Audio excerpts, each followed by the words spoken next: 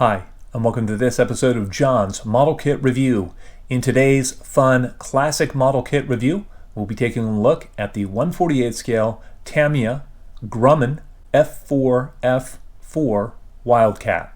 This is Tamiya kit number 61034, and this kit was originally released in 1994.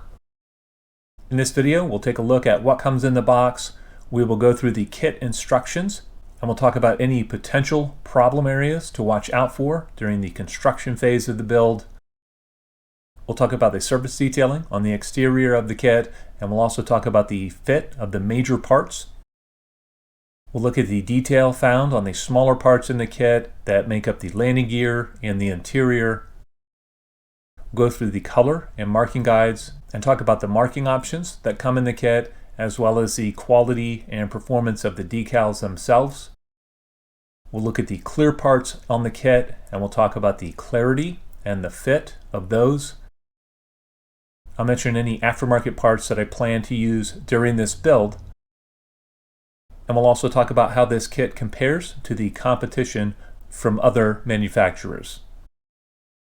If you like in-depth model kit reviews and model building technique videos, please consider becoming a member.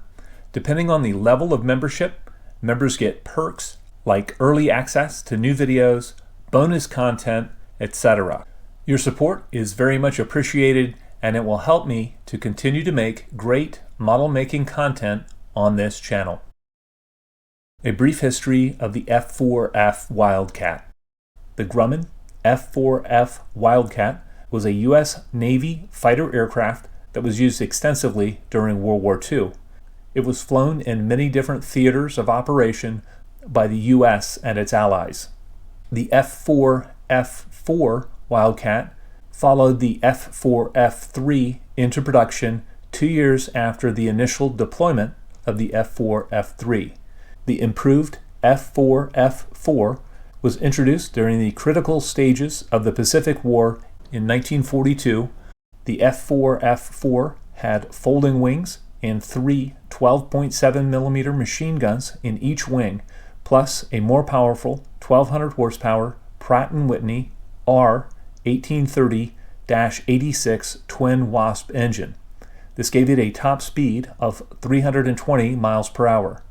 The Wildcat was known for its rugged construction, armor plating for the pilots, and self-sealing fuel tanks. The Wildcat could absorb enormous punishment and still fly home. Although the F4F was inferior in many respects to the Japanese A6M-0, it achieved a superb kill ratio against the Zero by pilots using the strong points of the Wildcat against the Zero's lighter construction, lack of armor plating for the pilot, and lack of self-sealing fuel tanks. Looking at the kit instructions, in step 1, we're detail painting the sidewall detail on the interior of the fuselage halves. We're then joining the fuselage halves together and then adding the tailplanes and the rudder to the aircraft. Fit and engineering of these parts is absolutely superb, and you should have no issues with this step of construction. In step 2, we're focusing on the cockpit interior. One of the few inaccuracies on this kit is that the cockpit floor on this aircraft should be open and not a solid floor, but the reality is that's really difficult to see through the cockpit opening. The sidewall detail and instrument panel detail on these parts is excellent. One part that I found to be a bit crude in its detailing was the pilot seat, and I plan on using a True Details resin replacement seat to really dress up the interior of the kit. In step 3, we're attaching the firewall and some of the interior landing gear detail to the front of the cockpit assembly, and then we're inserting that into the fuselage assembly. Here you can see some of the detail on the landing gear assembly, and the detail here just looks to be excellent. In step 4, we're building the wing assembly for the aircraft. These parts just click into place, and I don't anticipate any problems here. In step 5, we're attaching the wing assembly to the fuselage assembly. Setting things together, it looks like we're going to get an extremely precise fit here. Everything looks beautiful. You can see the wing to fuselage join in this photograph. and you can see the underside of that join in this photograph. I don't anticipate having to use any putty on these parts. In step 6, we're assembling the engine, and then we're mounting that to the fuselage, and we're mounting the engine cowl over that. Again, setting these parts together, it looks like we'll be able to get an excellent result once these parts are detail painted. In step 7, we're continuing with the landing gear assembly for the main gear. We're also assembling the fuel tanks for the aircraft. Once again, detailing on these parts looks superb, and the only item to watch out for is the sink marks that are in the small gear doors. Those are parts B12 and B13, and you can see the sinkholes in this photograph. These are a little bit hard to clean up due to their location. In step 8, we're attaching the landing gear assembly and the fuel tanks to the aircraft.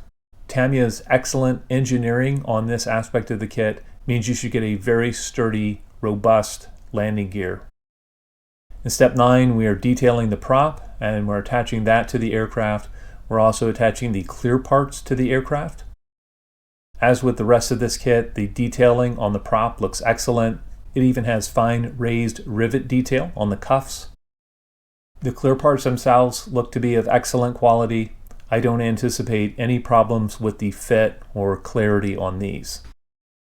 Looking at the color and marking guides, markings are included for 3 aircraft that have the intermediate blue over the light gray camouflage scheme.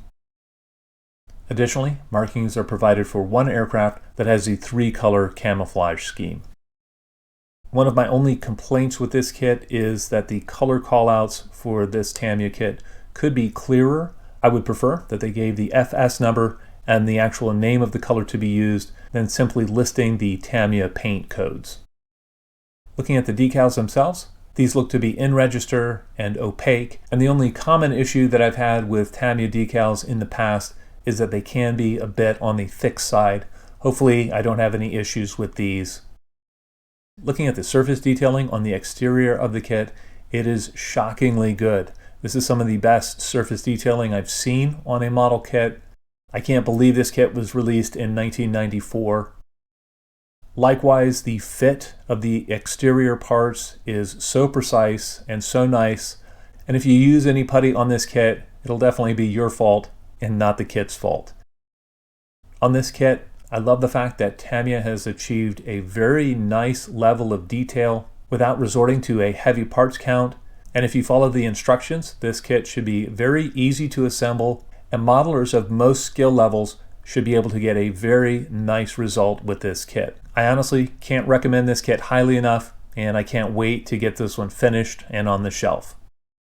Looking at the Tamiya kit of this aircraft in comparison to that of the Eduard and HobbyBoss offerings of the F4F-4, even though the HobbyBoss kit is an excellent kit in its own right, it's not quite as good as this Tamiya offering, and I think the Tamiya kit is going to be an easier build and a little bit more foolproof in construction.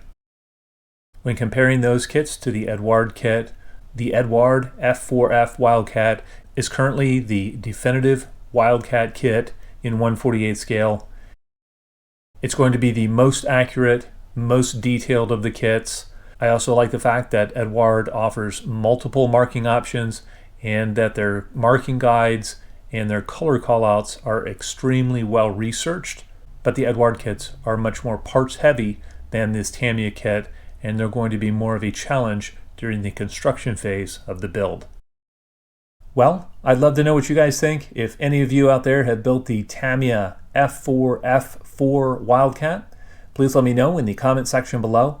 As always, I hope you found this video entertaining and informative, and until next time, model on.